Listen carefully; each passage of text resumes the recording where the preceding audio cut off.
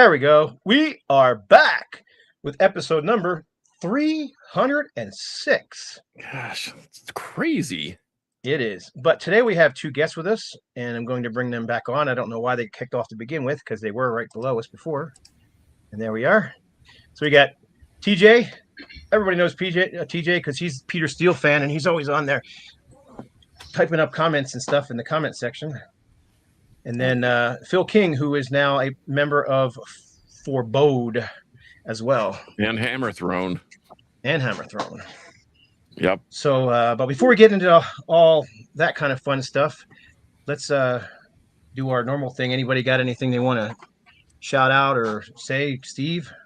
Nope, I'm all good today. I did one. I gave this thing a listen again today. I haven't heard it in forever, but we were having a discussion about it. What was it, last week? And I actually did a whole hour with Trevor Crash, the Crash Course Metal podcast. Easy for you to say. Yeah. Yeah. It's a good record. I don't think I've heard that one before. I haven't heard it for 20 years. I hadn't heard it in forever either. It's okay. The cover of Pump It Up is embarrassing.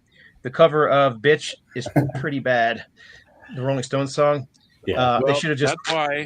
That's why you should have bought the Japanese pressing, because you would have had the two best songs that they left off as bonus tracks for the Japanese pressing, and they could have left those silly B-sides for the B-side. But oh well. Yep.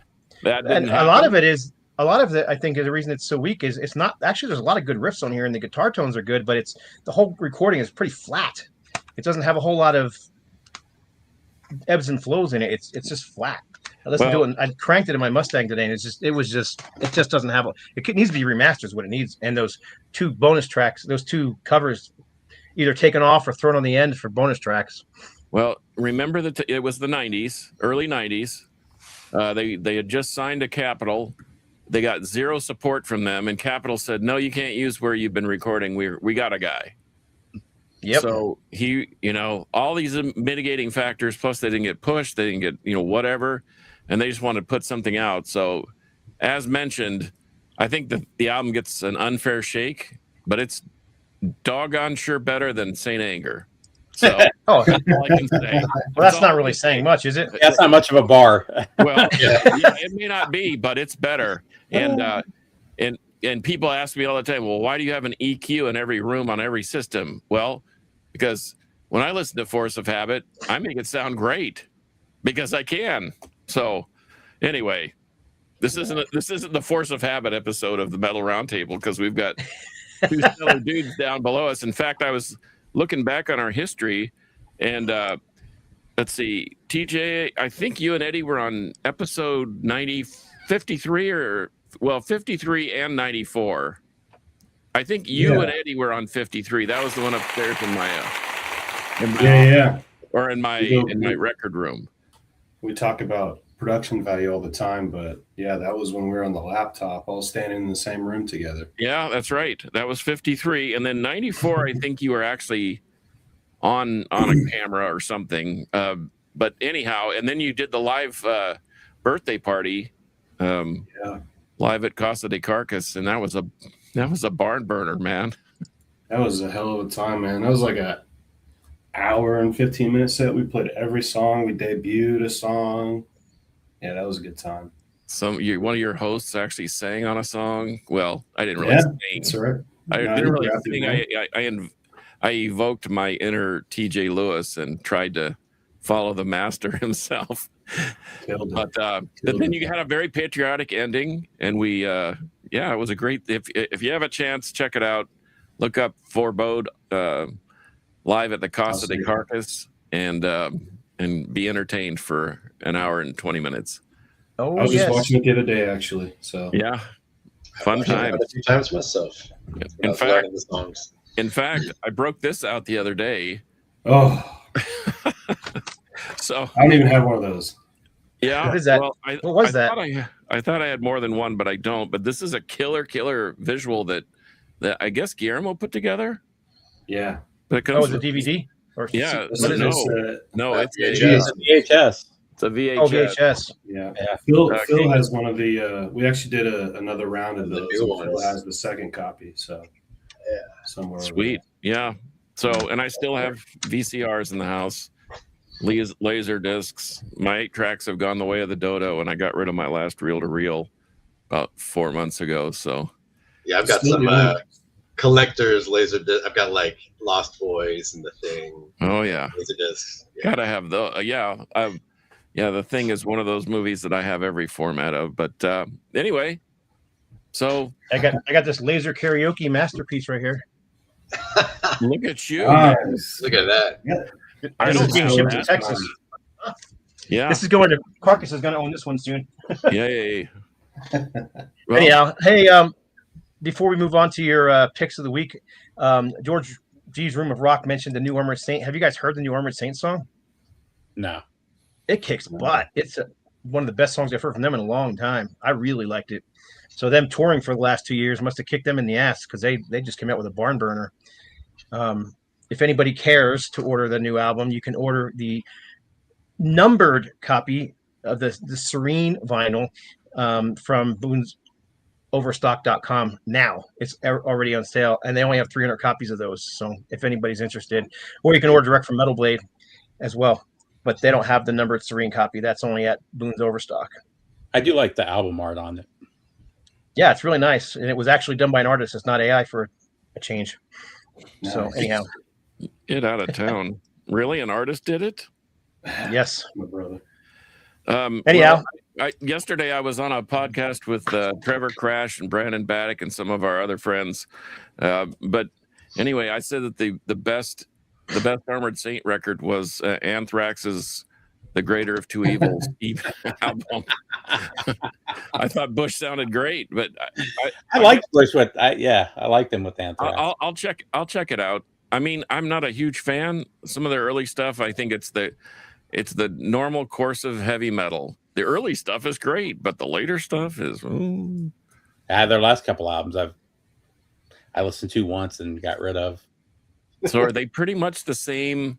There's John Bush and who else from Armored? It's all the same guys who have been playing in the band for the last 20 years, 25 years, however it is. Okay. Yeah. Nobody but John Bush from the original band.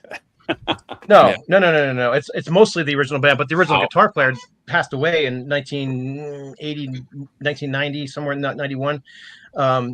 Yeah, he passed away. He had, I can't remember what disease he got. But anyhow, other than that, it's all the same guys in the band. So same, everybody, bass player, drummer, everybody's the same. So. Well, I'm morbidly curious, and I will check it out. And I saw them twice in the last couple of years, and they were just on point on stage. They were fantastic. So anyhow, well, they are pro. They've been around 35 years or yeah, more? and all those guys also play in other bands. I mean, every single one of them plays another. Obviously, Bush was in Anthrax forever, but hey, but we're just blowing time, so let's get into this. And by the way, John, I picked a couple too, so I'm going to join you on this one. Okay.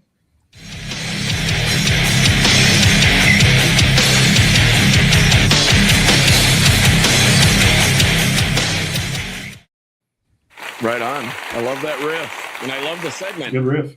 In fact, I think that we started this, TJ, when you were holding the original copy of Black Sabbath's first album in your hands. That was still One of my sealed. favorite pictures, man. Yeah.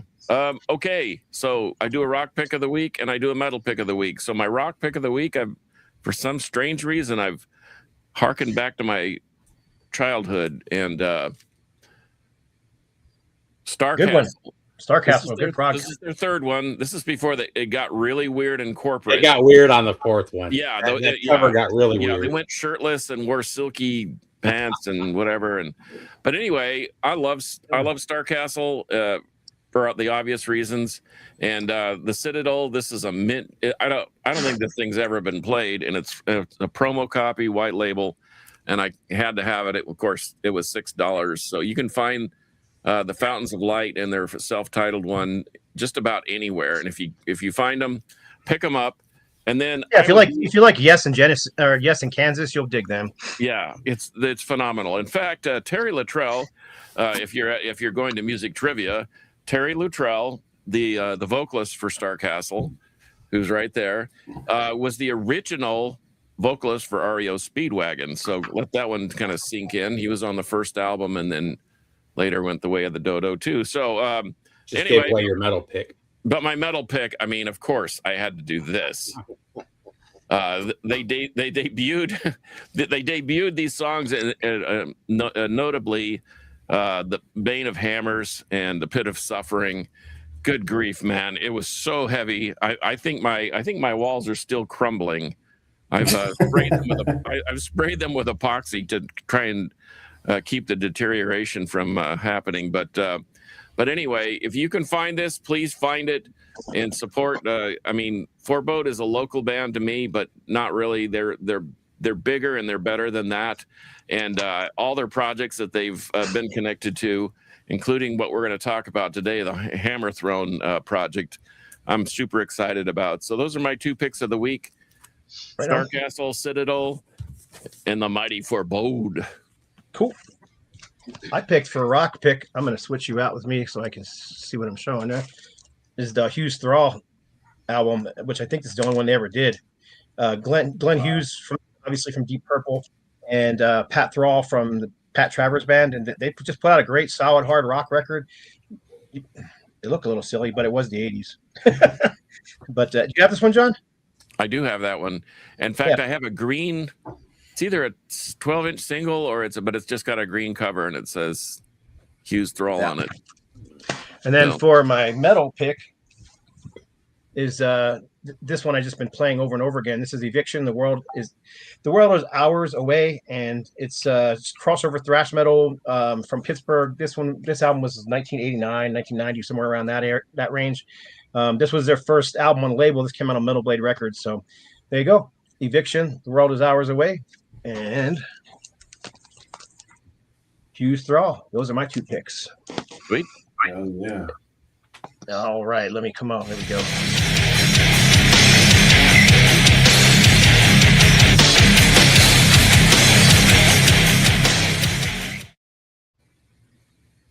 And we are back. Okay, so let's first of all get rid of that. Put this up there, and go ahead and John, take it over. I'm home at my home by myself, and I'm locked in my little office. Someone just walked into my house, so I need to go check and see who that is. So I will be back in just a moment. Wow. Very foreboding. So if you hear a large, the dogs aren't if you hear a very large bang or something, call and check on me or something. Yeah, we'll send the Marines. So TJ, you and I have known each other for what, like 5 or 6 years? 7 or 8 years, maybe. Yeah, 2019, I think, is when we met. Yeah, I think you're right. So, and I still remember my drive. I did a flip turn one night. I drove down at some bar where the stage was kind of on the side of the bar instead of you had to walk through several places, and then it was kind of in the middle of the bar. And then, anyway, it was like a super narrow place. And I remember the first time I saw you, I was just blown away. I thought, these dudes are the heaviest, most crushing, down-tuned, sludgy. It was. I described it to somebody as heat-soaked misery, and it was just the perfect description. But anyway, that being said, was it the Ridgely Room the first time? No, not the Ridgely Room. I saw you there, and then I said I got to see these guys again, and I drove down there. I think that. Okay. I drove down and just came back after you guys played. I didn't even stick around for anybody else. In fact, there was like not Bridges of Madison County, but there was some band called The Bridge or Bridge Farmers. Bridge Farmers, yeah. Yeah. Okay. So anyway, I don't want to make you think too much about that because we're going to talk about the future. But so Forbode is kind of foreboding. They're kind of on a hiatus right now. We know that Eddie has moved on, and you had another guitarist and now another drummer, and then Phil joined the gang, and now Guillermo, who was kind of the driving force in Forbode, has moved, right? Yeah, that's right. Yeah, I mean, we were broken up for like right after we put out A Bit of Suffering was kind of like, the end of it all because Eddie had just moved. Guillermo left the band. It was just me and Zach at that time, and it was like that for guess 3 years, and then Guillermo and Zach and I had all been kind of starting to hang out again after a good long while, and Phil actually kind of saved the day, man, because I remember, what was it, like 2024? I was in Mexico for my sister-in-law's wedding, and Phil sent me a video of him playing the Metal Slug, and he's like, "So, you guys trying out anybody soon or what?" He like, I guess I don't know. Maybe Phil, you were privy to the You fact just that we were did. hanging out again, or but he sent it to us, and we weren't planning to talk about getting back together yet, but Phil kind of forced our hand, and we had a big comeback show in August of 2024, which unfortunately was the day he got married, but also fortunately, congratulations on that. That show went over crazy, and then 2025 we played, I think, 8 shows with Phil, and then Dave joined the band kind of around November of 2025. So yeah, we played about 8 shows, and then right around, I want to say November. Was it November? I want to say November. I want to say November. October or November or something. Guillermo let us know that he was moving to Tacoma, Washington, and he's the only other original member besides me. So, we have plans to maybe one day play some shows again if once he gets settled down, and maybe he can come down. We had written like a new song that we were starting to play live, and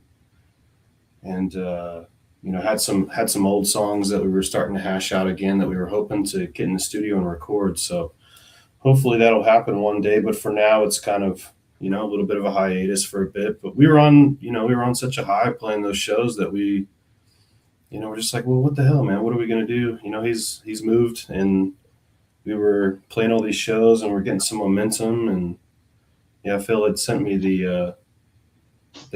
we ended up calling it Hammerthrone, but they were just demos at the time. He had sent me back in, I think, 2022.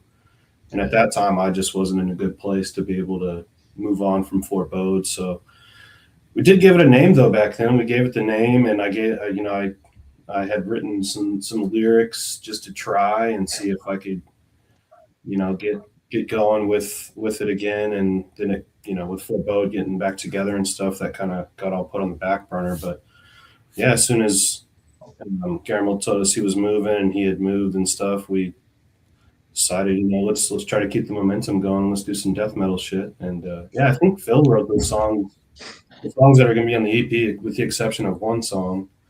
I think he wrote all those like in 2015 or something. So they predate a lot of Texas death metal, a lot of the stuff you hear now that's kind of in the same style as like, Gate Creeper and kind of the more like punk and hardcore leaning death metal stuff. So it's really cool, man. Like I think Phil can agree. Like this first time we practiced as just a 3-piece, it was like, I think we all kind of were like, damn, this is gonna go over really well with people. So yeah.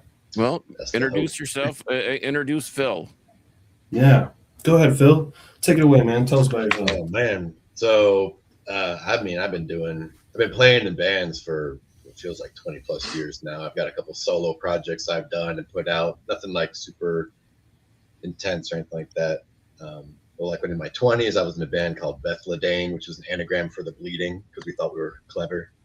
That was very like Swedish melodic death influence, kind of like Old in Flames, Old at the Gates, kind of that kind of stuff, but also very like there's some good riffs and whatnot in it, but it has that kind of like amateur, like high school band kind of feel a little bit in a way that's hard to describe. But when you hear it, you can be like, give that a couple more years and that'll be really sick. That kind of thing. And then when I moved to Texas from Virginia, because that was the Virginia band I was in, I joined Disfigured as another guitar player for a little bit.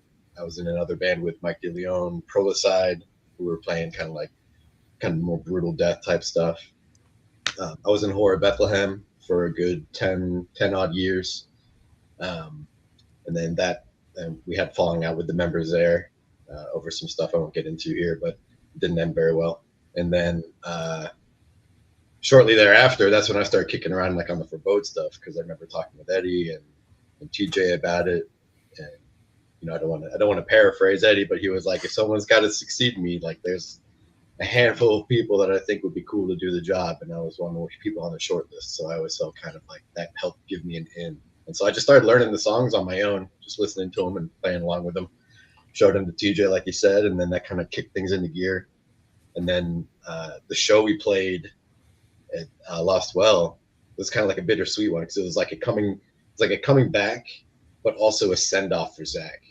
Because Zach came to the group and he was like, you know what, guys, like this is cool, but like I don't got it in me anymore to do this properly. But I never got a send off show, and that's kind of like where that kind of collided in such a way. So after that show, we were looking for a new drummer. We found Dave. Dave's sick. He hits the drums hard, and basically he's a great dude. And then we started messing around with the tracks again for Hammerthrone, but by the time Guillermo was like, hey, like I'm gonna move or whatever, and we had all this momentum kicking around, like we almost like the next practice transitioned into like a Hammerthrone practice in a way, because that was early November last year is when we first kind of like jammed around with some stuff. And so we've already recorded this EP by February, right? We've got a handful more songs as well that we've got both in progress and worked on. So we're moving pretty quick with this one, but like with a deliberate purpose. And like for me, the sludge aspect that made Forbode so heavy was something I kind of wanted to keep as a part of moving into the Hammerthrone stuff. So a lot of the stuff we're writing now as a group versus what I wrote like when I was putting the demos together or whatever, it's very like, that's too fast. Let's slow it down. There's a lot of that happening because it's like as soon as you start going a little too crazy, like I don't think that's the goal. That's not what we're trying to do with Hammerthrone. If I can interject something, I think that's more the trend these days when you look at Tribal Gaze or Frozen Soul, Mortiferum, Mortuous, bands like that are, I think, on the top of the metal heap with this new kind of doomy, sludgy, slower version of death metal. And I don't know why I thought this, but when TJ said, hey, can you do something with the logo? For some reason, I thought Hammerthrone sounded more like a power metal band. And so I don't know. I remember what I sent you, and I'm just like, I don't know that this is what this. I can't see TJ, doing a Kai Hansen imitation anytime soon. So anyway, but I dig the logo. I like the crushing sound of the record. I haven't been looking forward to a new release like this one since I heard some of the scratch tracks for the new Gamma side. So Hammerthrone is I can't wait. I can't wait for Friday, and I'm hoping I can get my hands on one of the tapes. But so I think to your point, I think it's interesting when bands kind of go their separate ways. There's some drama there, whether there was drama or not. I mean, it's hard to. I've still maintained my friendship with Eddie. I know he's off doing his thing in another state, and he still has a love for music, still playing music. And so for him to give you the ringing endorsement, Phil, to, you'd be a good guy to take his place. I think that says something about the integrity of the band. But so will Forbode, putting Forbode kind of on the back burner, Hammerthrone is kind of the hybrid then. It's kind of spawned from the sludge of Forbode and become Hammerthrone. Is that probably an accurate statement? Yeah, for sure. I mean, I've had a couple of people ask me already, like, is this are you renaming the band, or is it the same band? And this is a completely new band, but with like a lot of the influences, I think, from the sludge side of it. I mean, there's some bluesy riffs, kind of, death metal-y bluesy riffs in there for sure and stuff. And I think we're already writing some new stuff, and like we have a song that we're codenaming Crowthrone because it sounds more like Crowbar if it was death metal and stuff like that. So I think there's a lot of that sludge influence in this, and it's probably just going to continue to grow like in that direction the more we start to write. But I've said it before. I think the slower death metal is the heaviest stuff that's out there. It always has been. Going back to the fourth bolt thrower record where they slowed it down. That's one of the heaviest death metal records of all time. Fourth Crusade, yeah. Yeah. That Paramecium album? Yeah. That's another one. Yeah, That thing is so slow, man, and that double bass is sick. Oh yeah. So, And- with this newfound energy and I guess the lineup is solid now. What about playing more shows? Maybe coming to Dallas. I yeah. promise you don't have to play Yeah. my living room unless you want to, but we can find a proper venue for you to play in. But is there any plans for touring? So there's things going on in the background with some other friends of ours that we won't talk about too much because there's particulars around that, and we don't want to say something that doesn't actually result in anything either. But we are definitely looking to and utilizing contacts and whatnot that we have as a part of our previous bands and whatnot to try and get ourselves out to places like Dallas, Houston, San Antonio. Well, it's not like you signed a non-compete with any of your previous bands, right? No, I mean, come on. Definitely not. Okay. Definitely not. No. Yeah, that would be sad. No, I think the really cool thing, especially for like I know a lot of people in the death metal scene. I just have never played in a death metal band before. Like, I'm good friends with Chad from Frozen Soul. I know the guys in Tribal Gaze really well. One of my good friends is in Mutilation Barbecue, and he works with the singer of Creeping Death, like to do booking. I think it's called Blind Dogs booking and stuff. So I think we plan to, utilize some of those friends to help us kind of figure out some of that. And yeah, definitely, I think Dallas is probably, as far as like Texas death metal goes, Dallas is kind of a mecca. So like, as soon as we can get up there, that'd be freaking sick. And I'd love to, Forbode played a lot of shows in Austin, especially right before COVID. Our big goal, like before COVID happened, was to kind of play more outside of Austin. And I think that's kind of, at least for me, kind of the approach I want to take is, let's do weekends and, hit Houston, and then maybe next weekend we hit Dallas if we can do it and stuff like that. Or So, Albuquerque. sure. Yeah, Albuquerque. Man, Santa Fe. I'd love to go out of state. I've never played a show out of state in my life, so I'd love to do it. Just remember, Texas is the size of like half of Europe. So Yeah, remind me, and I'll hook you up with Augustine from the band. Help me out there, John. What's the name of the band? I always have a hard time with it. Come on. Anyhow, I'll yeah, that one. Yeah. I don't have it. Dysphotic. Old. There you go. Dysphotic. Yeah, they're Dysphotic are from brilliant. Santa Fe. They play quite a few shows. Maybe there's some way you guys can trade off a couple gigs, from Texas or Santa Fe or Albuquerque or anywhere in between, yeah, absolutely open to conversation with anybody that wants to have one about. Oh, there you go. Utilizing Just some of those previous relationships to just text me or something later on and remind me, and I'll get you his information so you get to introduce yourself to each other. But they are they're more of a techie death metal band, but they're still, you guys would go great together. And probably get along really good too. Origin meets Malevolent Creation. Oh, nice. Okay. Yeah. So they got some chops. Yeah, they got chops. How long have they been around, Scott? They've been around since 2015?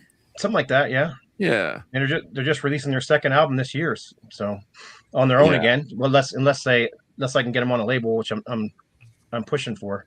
But if you know Chad Green, you get on his coattails, because he's a man. I watched Forbode or Frozen Soul's first gig.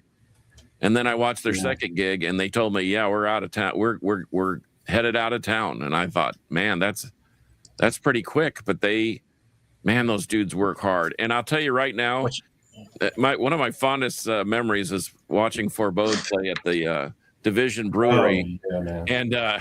And TJ comes up to me and he goes, "You see that band over there?" And I said, Tribal Gaze? Yeah. He said, "Just buy everything on their table." And I haven't even heard him, and he goes, "You don't need to, just buy everything on the table." So I did, and man, Tribal Gaze is another one that really kicked me in the tail feathers. They're absolutely brilliant. So if you can't check them out, but man, it sounds like, I think you might be right that this area, DFW and Longview, and kind of those small extensions. And I mean, power trips from around here. Yeah, I think that was kind of the whole one of the things that we talked about early on was like, Dallas Fort Worth has so like you got Creeping Death, you got Flesh Rot, Frozen Soul, Tribal Gaze. I'm probably forgetting a few, but they're kind of like the leaders in the way of Texas death metal, and there's not really a whole lot of that sound that's coming out of Central Texas. So let's do it. Let's go for it. And we've planned out this release. Thankfully, we've all been really good about kind of hiding all this stuff and not sharing too much, practice videos and doing all that like we did with Forbode back in the day. We've tried to keep it under wraps, but I think the way we've planned it out with the release coming this Friday and then 2 weeks later is the show. I think after that, we'll really start to maybe see some, some traction, something growing a little bit more. And I think that's when hopefully we'll start to see more show offers coming our way and stuff. So, yeah, man. So where do you see the band in 6 months, and where do you see the band in a year? You have a 5-year plan. Just kidding. No, I mean, it's obviously you've mapped this thing out pretty carefully, so I think that's a legitimate question.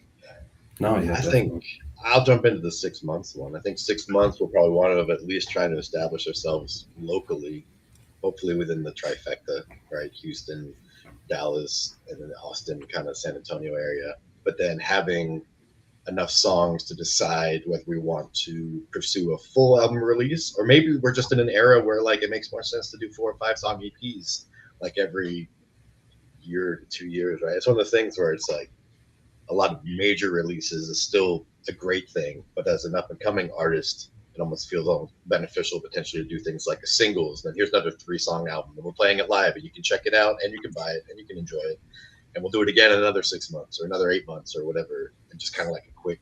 It almost like accommodates the speed nowadays, I suppose. That's interesting you say that, because I heard from Sean Killian of Violence, and he said, I'll never record another full-length record. It'll just be EPs because they're just easier. And of course, people got short attention spans, man. Yeah, and Violence has a massive catalog too, so they can harken back to those songs and play a couple of new ones. But EPs are way harder to sell. EPs are harder to sell. Way harder. Nobody wants the EPs. Way harder to sell. Unless it's on cassette tape. Because I mean, I don't know. This is more of a demo here, but this one right here just blew the doors off as far as like Texas death metal goes. I think like when it came out in 2019, and this was like one of the most sought after vinyls tapes that came out that year, and probably still. I mean, if you go on Discogs, this is probably worth some money now. But this is only four songs. I think I saw them at a place called Three Links with. Was it Dying Fetus they played with? It seemed like it was Necrot, Exhumed, and either Toxic Holocaust or Blood Incantation. No, it's Blood Incantation, Exhumed, and Necrot, and Frozen. So that was like one of their first or second shows. I think their second show was at Gas Monkey when it was still the Gas Monkey. And I remember that happened. Oh, go ahead. I'm sorry, man. I was going to say I bought the tape, to your point, because I had to have something from them. Yeah. And that's all they'll be here in a couple weeks. Frozen Soul. Yeah, they're open. Or they're opening for Avatar. Is it Avatar they're opening for? Come on, yeah, they're doing a big tour.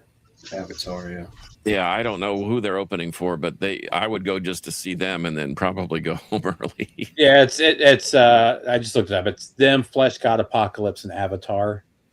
I'm not interested in either of the other bands, but go see them. Flesh God quite a few times, and it's cool live, but it's like it's so musically like it's just a lot going on, and it's sort of like, and then they got opera singers and all that. No, Flesh God. Oh, Flesh God, yeah. They go over the top on the and it's very tight, but at the same time, it's like I couldn't like hum a riff for you. from many of Yeah. the songs. It's kind of like, but it's super technical and like impressive and a very cool live show. Well, we got to see I prefer Frozen my Soul. flesh rotting. Oh yeah, there you go.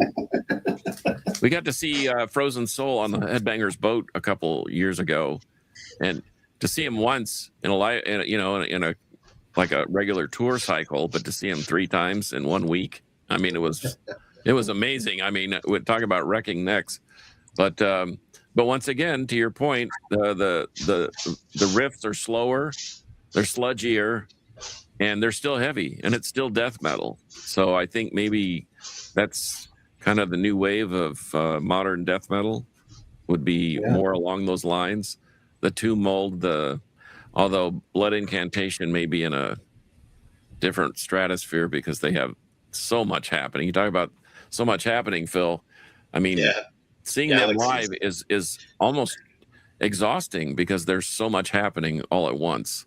It's good though, because so many death metal bands for 20 plus years have been just trying to play as fast as they could, and they all just sounded the same for the longest time. And when you slow it down, you got to have bluesier riffs. You got to add more to it, when you're playing slower.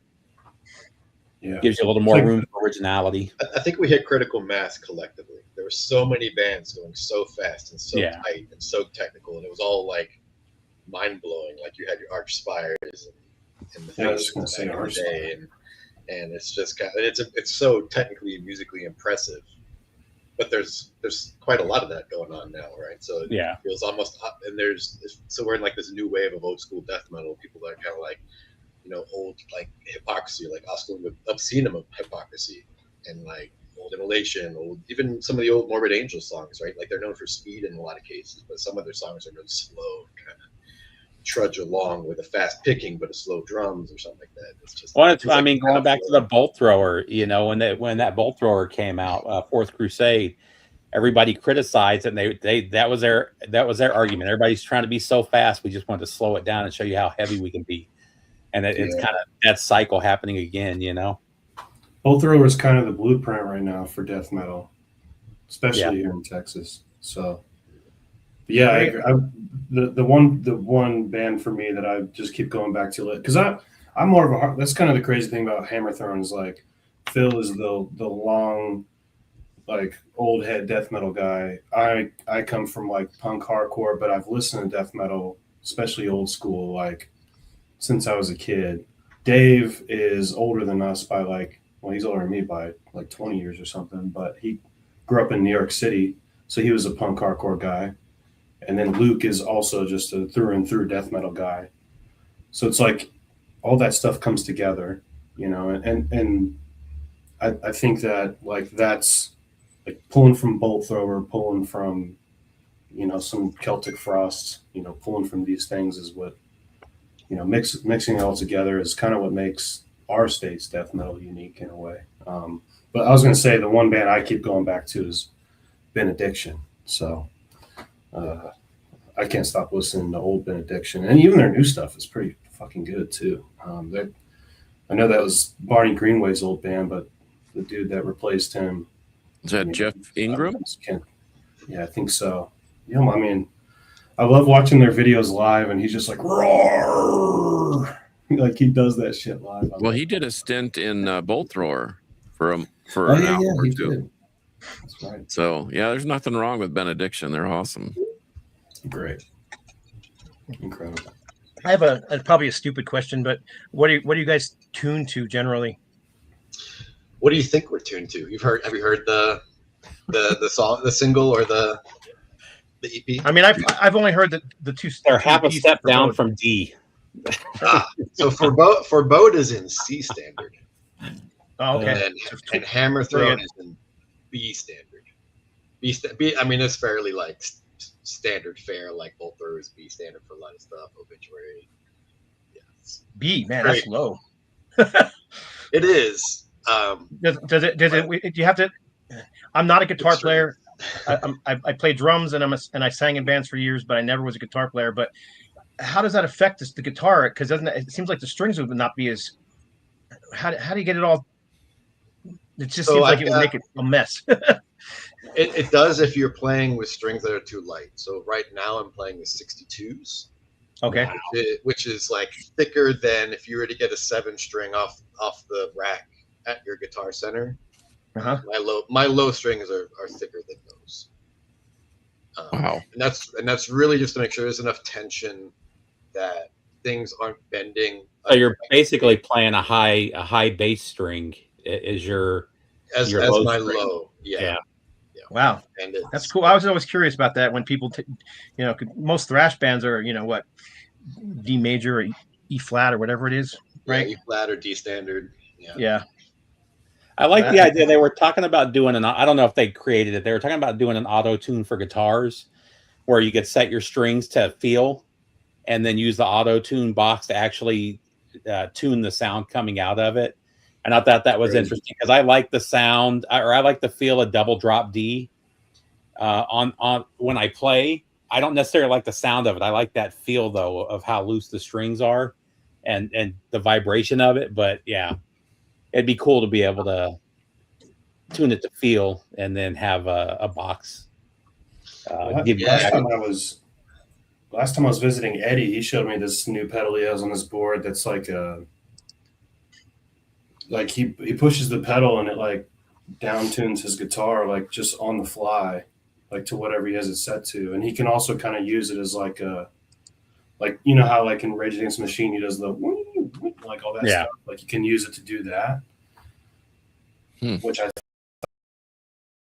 thought was crazy. But yeah, auto tuning a guitar sounds wild. I'd love to see that. It like turns the knobs and everything automatically. No, it takes it out of the pickups. It takes output from the pickups and actually tunes it in the box, so you can have your strings however you want them to feel. Hell yeah! So I thought that was I'd never. Hell yeah! Yeah, the auto tuning stuff is I'm just a vocalist. I don't know. I try to learn so much from these guys. I play with so many great guitar players: Phil, Eddie, Eric, all these guys. Man, they got all different stuff they use, and I try to keep up. Man, I'm more of a air guitar player. Yeah, I play air guitar on stage for almost 20 years. I was about to say when he's singing, he's playing air guitar while he's singing. Mm-hmm. I always fuck up when I'm playing air guitar because whenever the note goes down, I don't go up, I go down. And I remember Cameron used to call me out for that a lot. He'd be like, "Dude, you're doing it wrong. If the note's going down, you got to go the other way." Yeah, you got to go the other way, but. I'm still learning your guitar too. When I was on stage, sometimes what I would do is there's parts of certain songs where I'd get behind one of the guitar players, grab one of the picks off of their mic, and I'd play the bottom strings while they were playing the top strings. That was a lot of fun to do. But hell yeah. That's about my extent of guitar playing. But that was a lot of fun to do. People loved it when we started doing that kind of crap on stage. So yeah. We had a listener say that Forbode needs some restocks on Bandcamp. Yeah, they're all sold out. Oh yeah. Well, you're not a museum, right? You want to sell everything out. I think once we play this first Hammerthrone show, any of the leftover stuff I might put up on our Bandcamp, and that might be a good time to put up some of the leftover Forbode stuff too. Just been out of pure laziness, to be honest with you, man. I'm terrible about it.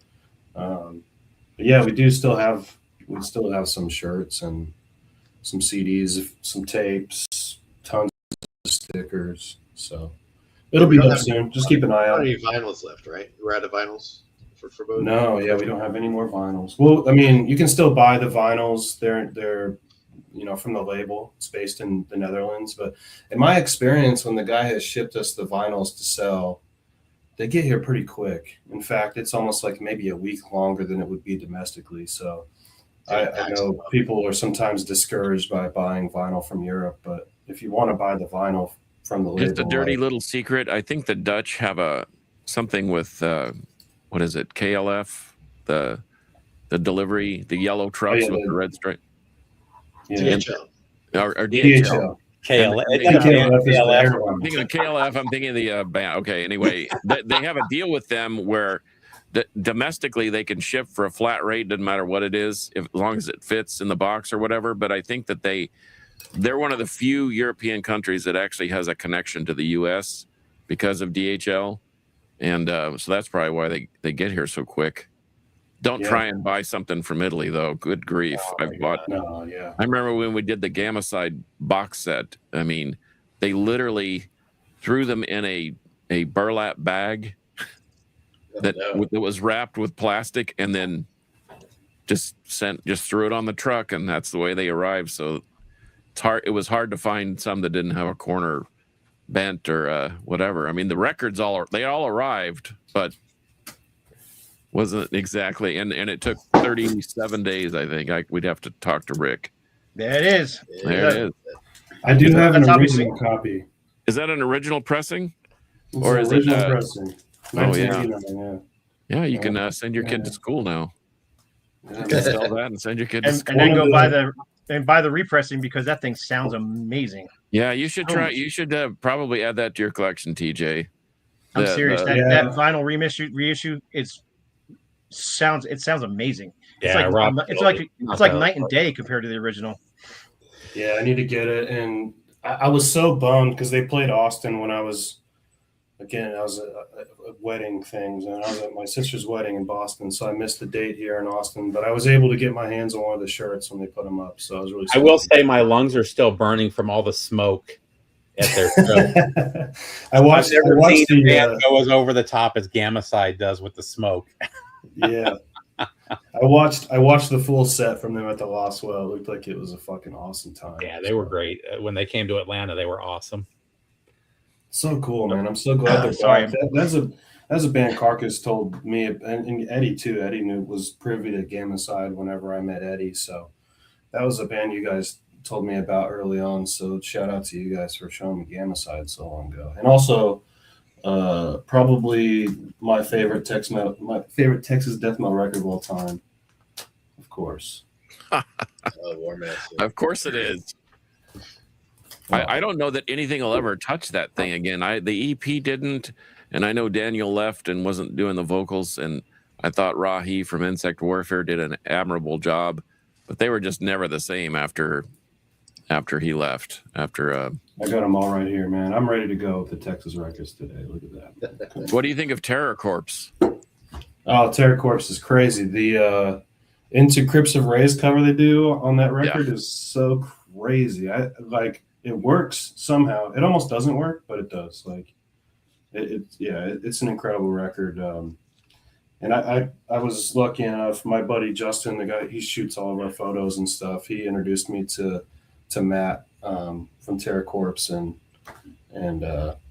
so I'm in touch with him now too. So that's another person we're in touch with. But yeah, dude, Terror Corpse is killer. Oh, That's another good Texas death metal band for sure. Oh, I mean, yeah. Dauber Beverly is I mean, if you have to, if there's a Dave Lombardo like drummer that you could just throw into a pile of 10 of the best drummers for metal or death metal, he's gonna probably be one of them.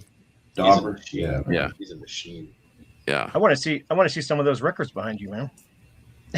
Oh yeah. Yeah, this is new, man. Since I've been on the show, I got the production value here. So Man, look got at you. the record player, got the tape player here, got the stereo, and I see you got Yeah, that man, that one sticker that said I went to the Creeping Death show and all I got was this bumper sticker. oh yeah, yeah. It says I went to a Creeping Death music video shoot, and all I got was the stupid sticker. I think that was Yeah. the last time I saw you in Dallas. We were at that show. Yeah, and Steph got her eyebrow busted by some guy's boot. Remember the guy that was running down the Oh, bar yeah, and yeah, stage yeah. diving? I do, yeah. Yeah. Yeah, I mean, I did grab a couple just because I wanted to show some Texas death metal records that I've been listening to for a little bit that influenced Well, go me. for it, man. But We got this one right here is Cleric. huge. This is Cleric. Man, I wish they would play more often, but we played with them when we played with Frozen Soul over there at the Gas Monkey when Forbode did, and I mean they blew my doors off. Man. Was Chris Bonner in that band, or was that Wyatt Burton from Steel Bearing Hand? Chris is in Steel Bearing Hand, I think. Okay. Speaking of which, I think I pulled that one too. But They're another Dallas band too, right? Steel Bearing Yeah, Hand. sure are. They just played Hell's Heroes. yeah, that's so sick. Yeah, yeah, this record here, man, Slaying Hell. This is a ass kicker, man. And shout out to Carcass John for the logo. I did their EP. I did their cover, and I did a T-shirt design for them. I got a quick funny Yeah. story. So I found they did a 7-inch a couple years ago with Kiss covers, and it had really killer artwork on the cover. And I pulled it out. I showed it to John. I was like, "You got to check out this band, man! They do these killer Kiss covers." He's like, "Yeah, I did that. I did the logo for the band." Yeah, it's such a cool logo, man. It's a very cool logo. It's very like, it's just different. Like I love the arm holding the sword and everything. That was actually a collaboration with Sawblade, with Daniel Sawblade Shaw of Warmaster. He's like, I just don't know, what does this need? And I said, well, let me clean it up. Because it was just so stick figure like, I guess. And but anyway, we did the same thing on the Toxic Holocaust. Remember when they wanted to stack the logo, or Joel said, I want to stack my logo so people can read it. And so that was Conjured Command. But that turned out good. They're a great band, by the way. When I first heard this record, I didn't, like everybody had told me, dude, you got to check out this death metal band, Steel Bearing Hand. But then you hear the first song on this record, and it's almost like a death thrash song. It is almost more thrash, but then it gets more death metal. But yeah, I love that band. I wish that Texas Pinball Festival wasn't the same time as Hell's Heroes every year. I would have gone to see them. But yeah, I also pulled probably one of my favorites that I've ever heard from Texas. Super underrated. That's Turbid North. Yeah, we just talked about that last week. North, yeah. It's a great record. I know where you can get one. County Line Records has a couple of them still sitting in the bin. I think this one's on red. Yeah. And they're also Dallas, right? They were Fort Worth. Yeah, maybe? they were Fort Worth. Yeah. Is it Mammoth? That album, was that album you were showing called Slay? I'm sorry. Was that album called Slay in Hell? Slay in Hell. Steel Bearing Hand, yeah. Steel Bearing Hand, yeah. Yeah, that's good. Is it Mammoth Grinder a Texas band too? Yes. They are. I think they Oh, were right on cue, man. Is that Oh, really? Yeah, Mammoth That's Grinder, hilarious. Hatred Surge. I'm telling you, you got to have me back anytime, and I'll be ready for this. But yeah, Mammoth Grinder and Hatred Surge, both Austin. Mammoth Grinder's got the drummer from Power Trip on vocals. Well, And, Mammoth Grinder is cool because they got a little hardcore in their sound too. It's kind of like hardcore yeah. mixed with death metal. Yeah. Really cool yeah, sound. definitely. A lot of single pedal drumming, but really, really fucking heavy. But this right here to me is probably the best split that's ever been created in human history. So Wow. check this out. I will stand on business when I say that. I agree. That thing's pretty good. Man, it's got a saw blade cover. Of course it does. Yeah, I mean, I don't know how many saw blade covers I have over here, but I have a few. But let's see. I think this one I should definitely mention. I'll let Phil talk to. Sorry, but yeah, this is Eternal Champion. They have a new record coming out soon. I know. Yeah, the what is it called? Friend of War. They just released a single. Yeah, the single. Yeah. This is a testament to Forbode's last song on Pit of Suffering, which is called Bane and Hammers. I kind of wanted to write something in the vein of like, something medieval, something to do with war, but something to do with revenge. And that's only continued into Hammerthrone. If you read the lyrics, it's kind of like a concept album, and I've kind of thought of it as like a origin story for the story behind Bane of Hammers, the lyrics that are on Hammerthrone. So I'm really inspired by Jason Tarpey and Eternal Champion. I have his books. He made my mic stand. He made my wedding ring. Like, he's a good friend too, and just like a band that will probably always influence my lyrics, probably from now on. And yeah, so check out Eternal Champion. They're the shit. You got time for one more? Let's see. I don't know, Phil, do you have any records you want to talk about, like, that influenced you and Hammerthrone? I mean, I grew up on all like the classics. I don't have any records behind me or anything like that. I don't have a very extensive record collection. Mine was all CDs. Not yet. Oh, you're Yeah. You got me inspired. I mean, I've got a small one that's kind of growing, and I've got the record player you got for me, which is awesome. But I guess yeah, I guess I'll just shout out one more guy. This is the guy I do everything for. This is Jerry Jeff Walker. Country music, outlaw country music. Ain't nothing wrong with Yeah. that. This guy changed my life. I have every single one of his records on vinyl that's ever been pressed. He has a lot that weren't pressed, but this is my favorite record. It's called Riding High. Do you know him, Steve? Yeah, of course. Okay. Jerry Steve's Jeff writes. A country fan. Yeah, it's amazing songs. Just makes me feel good when I listen to it. And yeah, I don't know. I try to bring the vibe of all of those records I just showed you to what I do at least. So Yeah, I think it's important that you sort of cleanse your palate occasionally, and Jerry Jeff Walker would definitely do that, considering the heaviness of what you're doing and what you normally listen to. But I've got my my little hidden. Looks like that Slay in Hell album is sold out everywhere. I can't find it. Yeah, oh, man. I mean, I could send you some tracks, but Yeah, it's That all would right. be- I'll find it. that would be the best I could do. No, I don't ever listen to digital. So I Sure you can. get the tracks and then I forget about them. I'm sure you can find a copy on Discogs. I try to stay off. Yeah, Discogs I'll find a lately copy. because It's just not available direct from the band. That's all. yeah. Oh, I'm sure that thing's sold out. What are you It'll talking be about? repressed. I'm sure it's got to be Steel repressed. bearing hand. Oh, I Do get. they have an EP? I think I may be able to get you a copy. I think the store that I took John to here has a couple copies of it in the bins. Oh, really? Cool. Yeah, the band is sold out. Let me know. I'll shoot you some cash. Do they have the EP? No, I think they just have the album there. No, I'm asking Scott if the band has the EP available online. Oh yeah. If you see that 7-inch of Kiss covers, though, it's great. Oh yeah, That's already in my cart. I was looking to put it in with something else, Oh, is like the 7 inches in there? Yeah, they still have they have like 5 copies. So yeah, It's awesome. Yeah, the EP has a Motorhead track on it that's pretty good. In fact, it's called The Hammer. It's not Bane of Hammers, but it's called they do The Hammer by Motorhead. cool. Anyhow, I need to stop shopping while we're online. While we're It's a good way to find a way to make me at DJ's dropping vinyl bombs on us here. He's giving us a lot of. I know. Making me spend money. Well, I guess that's what we do to everybody else all the time. So I guess here's one last one because you had Johnny Kelly on last week. I tried to get y'all's attention in the comments, but I remember Johnny Kelly's talking about how he was looking for a version of Peter singing Matchstick Men. That's on this vinyl right here. This is the October Rust demos.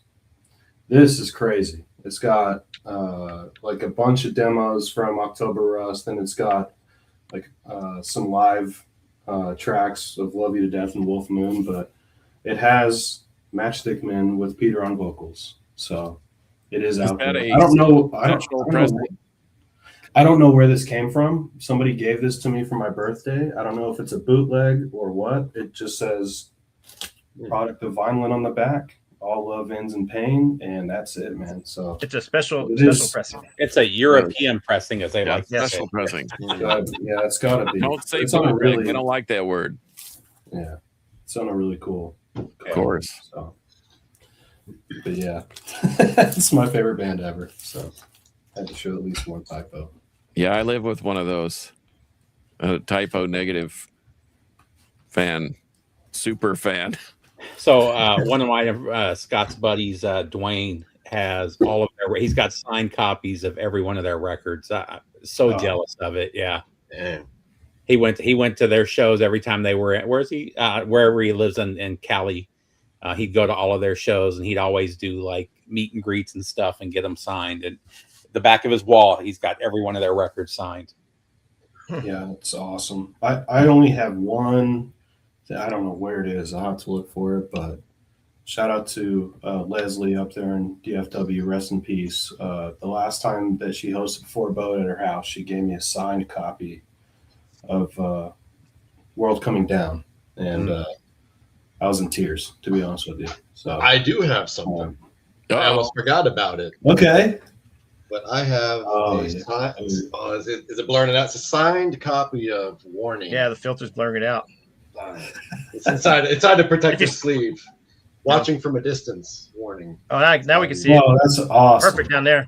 Yeah. If you leave it in front of you, it keeps it. Yeah. Yeah. I got the warning box set right there, man. That's amazing, man. And then there's the typo box set right there. So, yes. We'll have to. You must have freaked out a little bit last week when he said he's got full songs they recorded and mixed and they never release ever. I mean, I Bro, tried to get him to no call idea. me back. I said, "Hey, I'm just down the road. I can help you with that." Yeah, I was really trying to get all your questions in, man, but he was talking, so it was great. He was talking a lot. That was a great show. You gotta get him back. Sure, he's got here. I need to stories to tell. So we got to get out of here. We're over an hour already. So anyhow, but appreciate you guys coming on. It's nice talking some death metal and get me buying more records so my wife can shoot me. So we do it all the time to people. I get that comment all the time when we show records on our videos. Great, now I gotta buy more records. The worst is when I get a package like a month later. I'm like, what the hell is it? What is this? When did I order this? And I'll remember it's from one of our episodes. I didn't show this on camera yet, but I'm super excited. I got this. Oh, wow. So what is that? Aerosmith. This is the Aerosmith Dream On Aerosmith self-titled box set. Wow. I'm a Aerosmith fanatic, so I will say, Scott, I'm not the biggest Aerosmith fan, but I was rummaging through a sale. I think it was an estate sale, and I found a copy of Rocks. And I remember you talking about it all the time on this channel, so I bought it and I play it all the time. I love it. So that's a great record. That might be my favorite. That and Get Your Wings.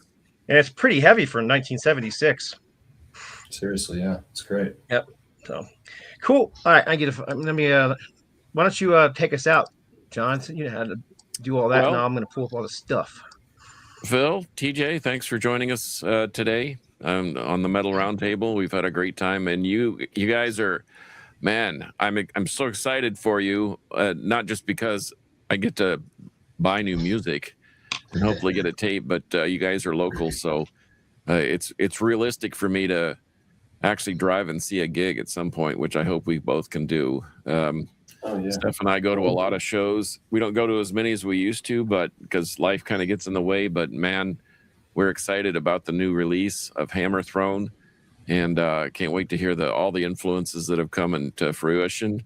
But so Phil and TJ, where can they get a hold of you if one of our listeners wants to drop you a note or I guess Bandcamp? Is that probably the best place to find you? Yeah, we got the Bandcamp set up. It's hammerthronetx.bandcamp.com. Our Instagram is hammerthronetx also, and that's pretty much it so far. I don't think we're going to do the Facebook thing. It doesn't really get much engagement, so I don't know. We'll see. But those are the two spots, and then we got a YouTube channel. If you look up Hammerthrone TX, and it's Hammerthrone one word, kind of like Dark Throne. So you've got a release on Friday and a show, your first April 11th.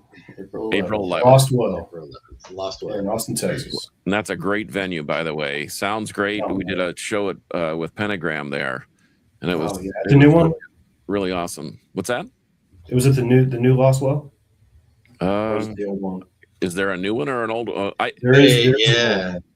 It's basically a bigger version of the same place. It didn't seem like the same place that I'd been to 15 years ago, but it was a nice, it had an upstairs balcony and then big area for merch. That sounds like, is that Grizzly Hall? Come Take It Live. Come Take It Live, I think. Yeah. Well, it was the Lost Well, according to the moniker, but whatever. Yeah. So you're playing the new Lost Well too. Yeah. So people can hit you up on Bandcamp or on Insta and find out some information on the band. So we look forward to that. Steve-O, where can they get a hold of you? I mean, Harmless Rebel on YouTube, Harmless_Rebel on Instagram. Easy for you to say. Yeah. And you can get a hold of me on at carcassjohn@hotmail.com. Yes, I still have a Hotmail. And in fact, kind of a big announcement. Well, two big announcements. Yeah. 128 DB Rock now has a hotline, so you can call it in. You can leave a message. You can get your requests logged in. That's 188 ROCK 128 188 Rock 128. And we just kind of partnered up with Brave Words. If you're familiar with them, bravewords.com. Bloody Knuckles. Yep. And yeah, it used to be Brave Words and Bloody Knuckles. I think that was the magazine, and they dropped the Bloody Knuckles moniker. But we just teamed up with them, so we're going to get a lot more folks listening, I hope. But hit me up at Carcass John's alter ego. Or call and leave a message and let me know what you want to hear. Tonight I'm doing deep cuts from 95, rock, hard rock and heavy metal stuff. So you never know what you're going to hear on the alter ego, because that's what it is, the alter ego. You could hear Kansas, you could hear Napalm Death, you could hear Typo Negative. In fact, I think I'm doing all three tonight. But anyway, and then there's the Crypt, and that's the heavy stuff. So send me your suggestions. I'd love to hear them. But 128db.com, download the free app, and away you go. Crank it up. Sweet. Scott? You can follow me on Instagram at No Life Till Metal, or you can find me on YouTube at No Life Till Metal, or Facebook. I'm easy to find, just either Scott Waters or No Life Till Metal. So, yeah, that's it. Appreciate y'all coming on. That was good hearing from you. It was nice getting into some deep death metal discussion. On usually we don't ever talk about death metal all that much on this program for some reason, despite having Carcass John on here.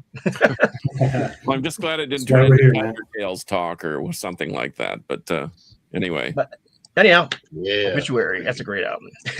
Anyhow, you guys know how we always end it. So for episode number 306 of the Metal Roundtable, Metal will prevail. Oh my God. I gotta get that.